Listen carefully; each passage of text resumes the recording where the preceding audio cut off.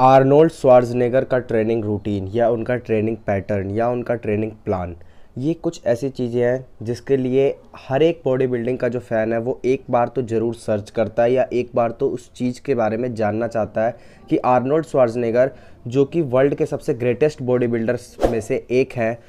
उनका training pattern क्या था, उनका ट्रेनिंग का प्लान क्या था, जिसकी वजह से उन्होंने इतनी अच्छी बॉडी नेचुरली अचीव करी थी और जिसकी वजह से बॉडी बिल्डिंग को इतना ज़्यादा फेम, रिस्पेक्ट और इतनी जल्दी ग्रोथ की जो उनकी एक वे है वो उन्होंने किस तरीके से अचीव किया, वो सब जानना चाहते हैं। आर्नोल्ड श्वार्ज़नेगर का आप ट्रेनिंग पैटर्न कहीं पे भी सर्च कर सकते हैं, गूगल पे सर्च कर लें या फिर आप किसी वेबसाइट्स पे पढ़ लें। हर जगह पर आर्नोल्ड का एक ट्रेनिंग प्रोग्राम दिया हुआ है जिसके अंदर उन्होंने उनका 6 डे स्प्लिट या फिर 3 डे स्प्लिट बताया हुआ है, जो कि एक तरीके से सही भी है। लेकिन किसी भी जगह पर आर्नोल्ड श्वार्ज़नेगर का जो पूरे ईयर का जो एक पैटर्न था ट्रेनिंग का, वो कहीं पे भी नहीं बताया हुआ। तो आज इस वीडियो में मैं आपको उनके पूरे ईयर का, जिसकी वजह से वो ओलंपिया स्टेज तक पहुंचते थे, वो सारे के सारे ईयर का उनका ट्रेनिंग पैटर्न क्या था जिसकी वजह से वो इतने आगे तक पहुंच पाए, वो बताऊंगा। तो आर्नोल्ड श्वार्ज़नेगर इन बिगिनिंग वो रेज पार्क के सबसे ज़्यादा फेवरेट रहा करते थे, क्योंकि रेज पार्क को वो अपना आइडल मानते थे और उन्हीं की तरह ट्रेनिंग किया करते थे। तो उस टाइम के बॉडी बिल्डर्स का, जैसे कि रेज पार्क थे, उनका ये मानना था कि वो 3 डेज स्प्लिट वर्कआउट किया करते थे वीक में, जिसमें कि most of the compound exercises वो किया करते थे। Most of the compound exercise का मतलब ये है कि वो ऐसे वर्कआउट किया करते थे जिसके अंदर इंटेंसिटी हाई हो, हैवी वेट हो और एक से ज़्यादा मसल ग्रुप एक ही साथ में ट्रेन हो सके, जिसकी वजह से आर्नोल्ड ने बहुत अच्छा वेट और साइज़ गेन किया। लेकिन जैसे जैसे आर्नोल्ड श्वार्ज़नेगर आगे बढ़ते गए, आगे बॉडी बिल्डिंग में और आगे जाते गए, उन्हें ये बात पता लग गई थी कि उनके बॉडी के जो वीक पार्ट है, अगर उन्हें उस वीक पार्ट को एक अच्छे पार्ट में चेंज करना है, जिसकी वजह से उनकी ओवरऑल फिजिक अच्छी लेवल को अचीव करने के लिए उन्हें अपना वर्कआउट प्लान खुद से बनाना पड़ेगा। ये बात उन्हें समझ आ गई थी। तो उन्होंने सबसे पहले अपना वर्कआउट प्लान जो बनाया था वो था उनका 6 डे वीक का प्लान, जिसके अंदर उनका यही था कि वो मंडे और थर्सडे, वो 2 दिन ऐसे थे जिसमें कि वो चेस्ट और बैक ट्रेन किया करते थे। ट्यूसडे और फ्राइडे ऐसे थे जिसमें वो शोल्डर्स और आर्म्स ट्रेन किया करते थे, और जो वेडनेसडे और सैटरडे का डे होता है उस दिन वो लेग्स ट्रेन किया करते थे। ये उनका एक वर्ल्ड फेमस ट्रेनिंग पैटर्न था जो उनकी encyclopedia of modern body building, उनकी जो बुक है उसके अंदर भी लिखा हुआ है। उसके बाद जो उनका फेवरेट दूसरा पार्ट था वो था 3 डे स्प्लिट, जिसमें कि वो एक दिन मंडे को चेस्ट, बैक एंड लेग्स किया करते थे और ट्यूसडे को फिर से शोल्डर और आर्म्स किया करते थे, और यही रूटीन वो दोबारा फॉलो करते थे। वेडनेसडे थर्सडे को सेम वही, फिर उसके बाद फ्राइडे और सैटरडे को सेम वही चीज़ें, क्योंकि ये उनका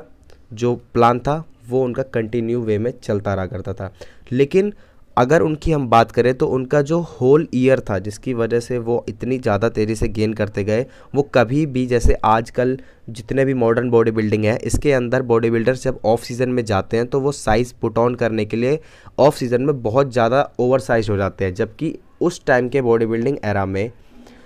कोई भी बॉडी बिल्डर ऐसा नहीं था जो ऑफ सीज़न में ज़्यादा बड़ा दिखता हो या फिर ज़्यादा फैटी या फिर ओवर साइज्ड दिखता हो, क्योंकि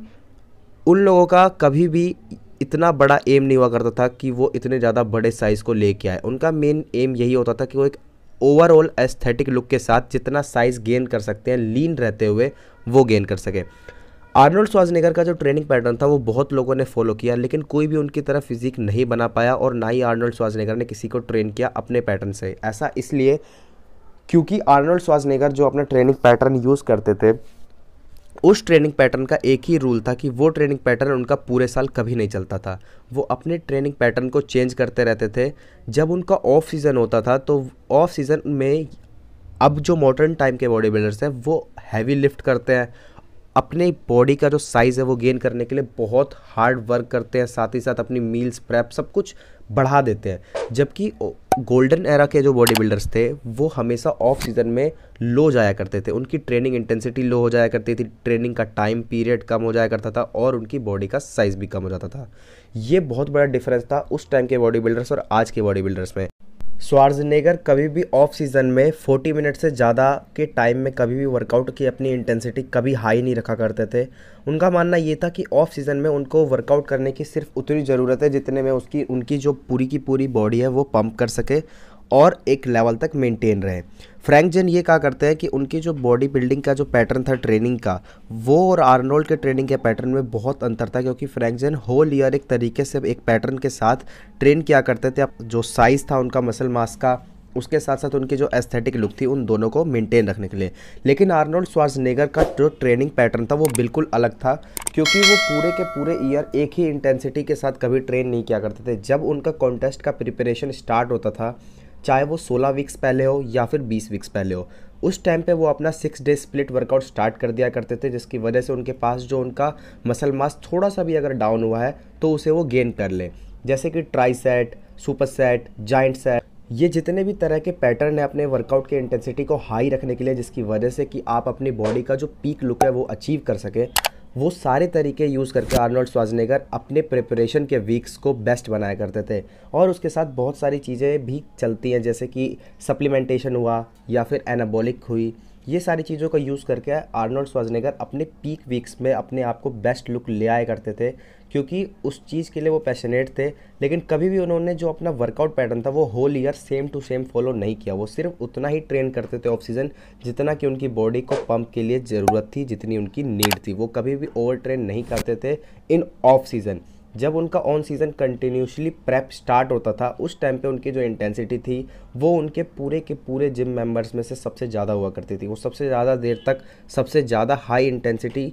का ट्रेनिंग पैटर्न फॉलो किया करते थे, जिसकी वजह से वो जब भी स्टेज पे आते थे एक फुलनेस, एक साइज़ गेन करके आते थे। हर एक बॉडी बिल्डर जब ऑन सीज़न स्टेज पे आना लगता है तो वो ऑफ सीज़न से डाउन लगता है, लेकिन आर्नोल्ड श्वार्ज़नेगर इकलौते ऐसे बॉडी बिल्डर थे, वो जब भी स्टेज पे आते थे तो उनका जो साइज़ था वो ऑफ सीज़न से बढ़ा हुआ दिखता था, क्योंकि वो ऑफ सीज़न में उतनी तरीके से बेस्ट तरीके से हिट ही नहीं किया करते थे। वो अपनी बॉडी को रेस्ट पीरियड देते थे कुछ टाइम के लिए, और उसके बाद supplementation, right food, right training program और हाई इंटेंसिटी ट्रेनिंग के साथ में वो अपनी बॉडी का पीक अचीव कर लेते थे, जिसकी वजह से उनकी बॉडी हमेशा ग्रोथ में दिखती आई है। I hope you will like this video. Thanks for watching. जय हिंद।